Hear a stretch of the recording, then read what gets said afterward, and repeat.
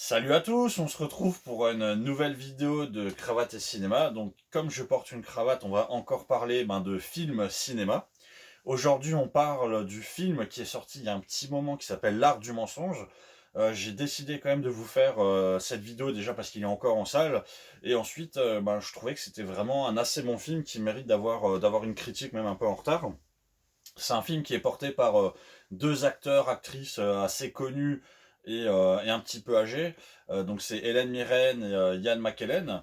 Mais je trouve que déjà le duo de base, quand on le voit sur une affiche, c'est assez intéressant. Et après, je trouve ça aussi intéressant d'avoir justement des films qui sont un petit peu portés par des plus de 50 ans ou plus de 60 ans, j'ai envie de dire, parce que ça change des films avec voilà la typologie d'acteurs habituels, et ça nous permet d'avoir accès à des acteurs qu'on n'a pas forcément ou plus forcément l'opportunité de voir.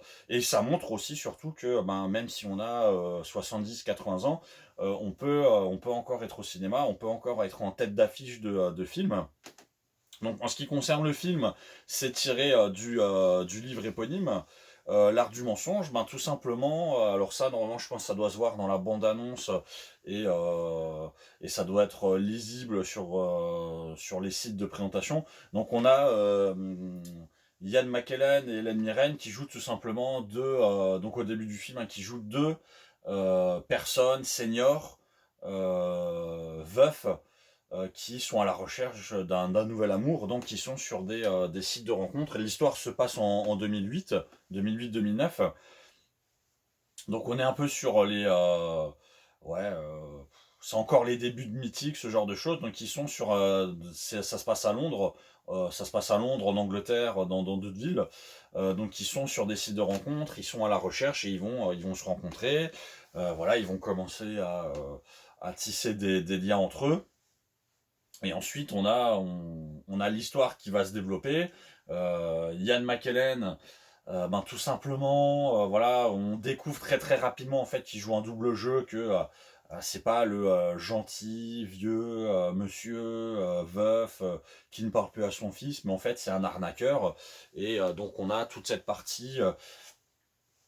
On se pose la question, en fait, il est en train d'essayer d'arnaquer l'admirène. Est-ce qu'il va essayer de lui prendre son argent, etc. Comment ça va se passer? Comment est-ce qu'il va essayer de la manipuler, etc. Et bon, ça, je vais pas vous le spoiler, mais on va avoir une évolution, et à la fin, on a un twist où on découvre plein de choses. Voilà. Donc je vais éviter de vous spoiler sur cette partie.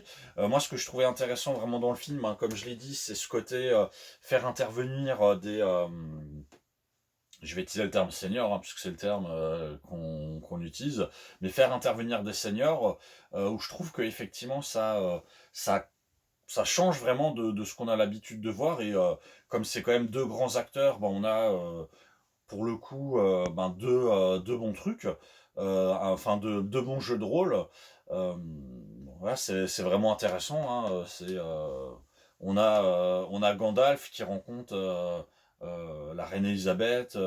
Moi, je trouve ça vraiment intéressant de les mettre ensemble. Et ça serait pas mal aussi d'essayer de faire un peu ce genre de film en France avec des acteurs qui ont effectivement du bagage et qui peuvent proposer des choses.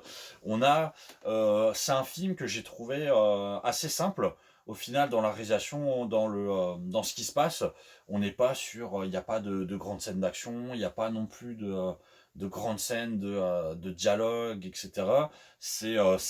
Voilà, c'est assez calme. Le scénario, il se déroule de lui-même. Et en fait, c'est vrai qu'au final, les deux acteurs réussissent à tenir le film. Ils réussissent à transmettre ce qu'ils ont envie de transmettre. Et je pense que le scénario fait le reste, hein. Voilà, on a un scénario qui est bien ficelé, où au début on pense que en fait c'est un truc, mais on va se rendre compte qu'il y a un autre truc, et encore.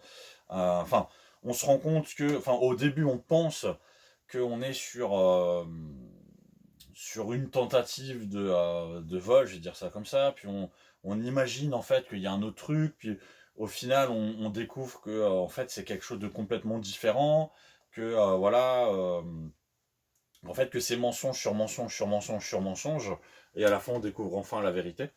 Euh, voilà, on peut comprendre la vérité finale, peut-être assez rapidement, ou alors on est vraiment surpris à la fin.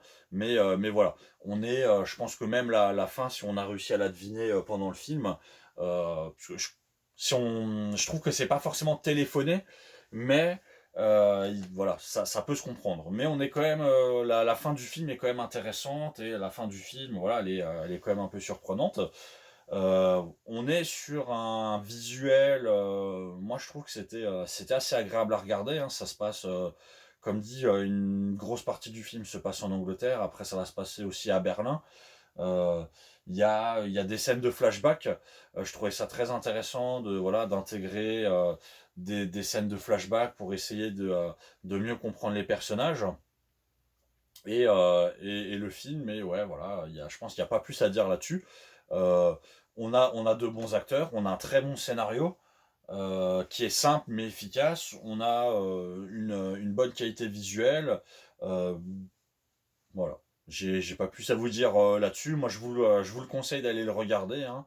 Euh, Même si si vous êtes des fans déjà des acteurs, moi, je vous invite à y aller. Si vous n'êtes pas forcément des super fans, moi, je vous invite aussi à y aller parce que pour le coup, je pense qu'en termes de rapport qualité-prix, là, vous serez pas déçus. Et voilà. Et donc, on a fini notre petite review critique. Je vous invite à liker, commenter, partager, si vous avez des suggestions, des remarques. Et je vous dis à une prochaine, pour une prochaine critique. Ciao!